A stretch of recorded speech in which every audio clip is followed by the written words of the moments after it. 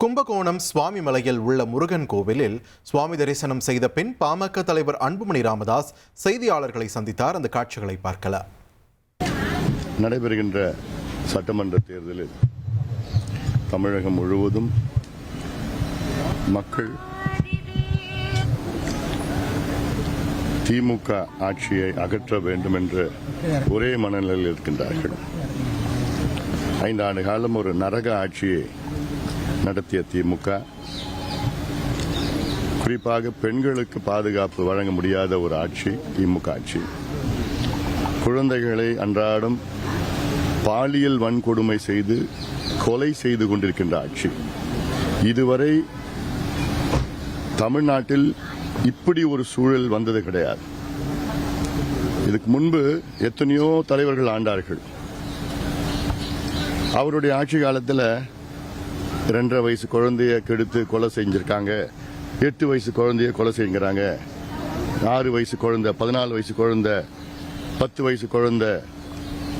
இப்படி ஒரு சம்பவம் தமிழ்நாட்டில் நடந்தது கிடையாது. எப்பயோ ஒரு நடக்கும், 3 ஆண்டுகளுக்கு ஒரு முறை ஏதோ ஒரு நடக்கும். ஆனா தினம் தினம் நடந்துட்டு இருக்கு தமிழ்நாட்டில். இந்த 5 ஆண்டுகளில் 62,000 குழந்தைகள் பாதிக்கப்பட்டிருக்கின்றார்கள். இது தெரிஞ்சது நமக்கு. அதாவது தெரிஞ்சது ஒரு 10 விழுக்காடு தான். 90 விழுக்காடு அது வெளியில சொல்ல மாட்டாங்க. ஏன்னா குடும்பம் பேரு போயிடும், குழந்தை எதிர்காலம் போயிடும்னு. 62,000 குற்றங்கள், குழந்தைகளுக்கு எதிரான குற்றங்கள் நடைபெற்றிருக்கிறது. அதில் 27,000 குற்றங்கள் போக்சோனா பாலியல் வன்கொடுமைகள், செக்ஷுவல் ஹராஸ்மெண்ட், ரேப். அதுல 361 குழந்தைகள் கொலை செய்யப்பட்டிருக்கின்றார்கள். அதுல 38 குழந்தைகள் பாலியல் பலாத்காரம், பாலியல் வன்கொடுமை செய்து கொலை செய்யப்பட்டிருக்கிறார்கள். Rape and murder of children, innocent children. இது ஒரு காரணம் போதும் இந்த ஸ்டாலின் ஆட்சியை தூக்கி எறியறதுக்கு. ஒரு காரணம், இதுக்கு மேல காரணமே தேவையில்லை. குழந்தைகளையும் பெண்களையும் பாதுகாக்க முடியாத ஒரு முதலமைச்சர், அவர் ஒரு முதலமைச்சரா?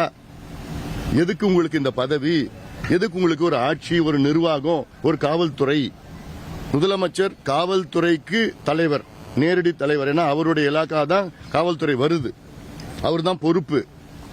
ஒரு முதலமைச்சர் பெண்களுக்கும் குழந்தைகளுக்கும் பாதுகாப்பு வழங்க முடியவில்லை என்றால் அவருக்கு நிச்சயமாக மக்கள் வாக்களிக்க கூடாது, வாக்களிக்க மாட்டார்கள். அதன் பிறகுதான் உங்களுடைய வளர்ச்சியோ, திட்டமோ, விவசாயமோ, படிப்போ, கல்வியோ, வேலை வாய்ப்பு, சுகாதாரம். அதுக்கு பிறகு இந்த அடிப்படையிலேயே அவரால் நிர்வாகம் செய்ய முடியல, பாதுகாக்க முடியலன்னா மீண்டும் ஏன் மக்கள் திமுக வாக்களிக்கணும்? இது எல்லாம் தான் கேட்டுட்டு இருக்காங்க. பெண்கள், குழந்தைகள், எல்லா பெற்றோர்கள் கேட்டு. நானும் 3 மகள்களை பெற்ற தந்தையா தான் நான், அந்த ஆதங்கம் எனக்கு இருக்கு. Safety, women safety. இதுக்கு முன்பு ஜெயலலிதா அம்மையார் ஆண்டாங்க, எம்ஜிஆர் அவர்கள், எடப்பாடி பழனிசாமி, அண்ணா அவர்கள். இனி செல்லும் இடமெல்லாம் செய்தி. தந்தி டிவியின் வாட்ஸ்அப் சேனலை ஃபாலோ பண்ணினா செல்ல இருக்கும் இடமெல்லாம் செய்தி.